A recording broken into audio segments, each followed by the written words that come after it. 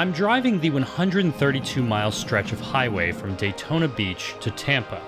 This interstate, the I-4, runs across central Florida, beginning in Volusia County, which voted for Obama in 2008, then Romney in 2012.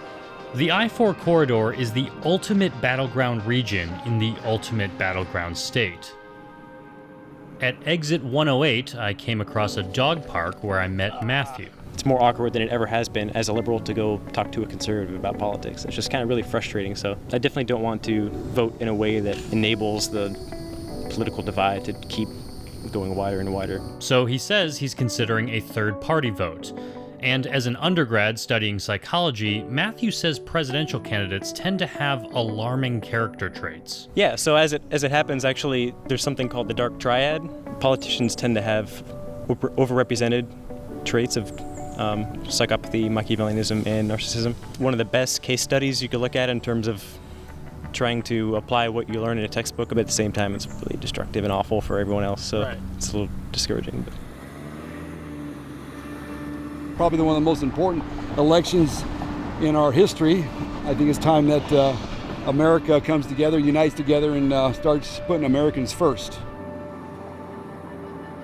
First time I ever ran for office. I'm a Gulf War veteran, and I just think it's time for me to get engaged again and serve my community. I already did my country. I want to serve my community now, and the next president will choose probably between 3 and possibly 5 new justices. So I tell people, you may not like Trump, but you know what? I'm going to vote for Trump because he has a stronger platform in terms of constitutional justice, which to me will make a huge difference because this next president will define our country for the next 30, 40 years.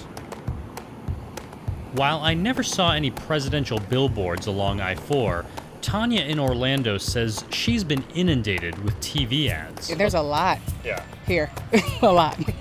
So you just kind of start to, I think, tune it out because it's just a lot of the same old stuff, you know. Larry's a liar, so is Trump.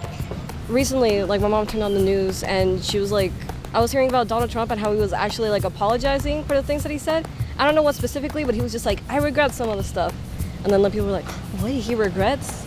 Well, I'm not gonna take one simple sorry. It's gonna take him a couple of years for him to maybe gain back my trust. That would be the first freedom that I gave you, was freedom of your opinion, right?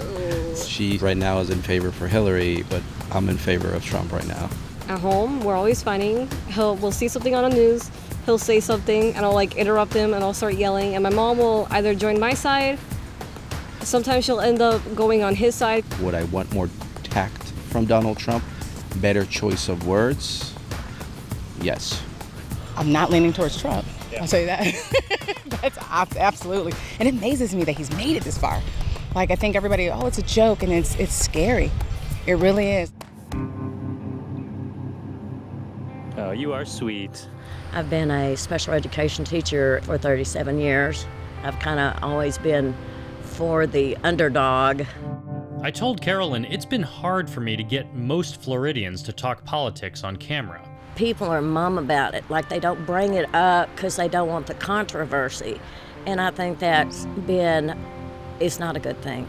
It needs to be a more open conversation about the events of our time and how we need to solve those problems, not I'm this and I'm that and you can't talk me out of it.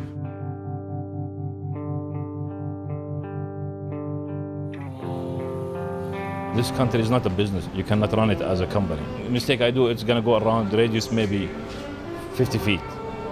But the mistake from his side will take the whole world.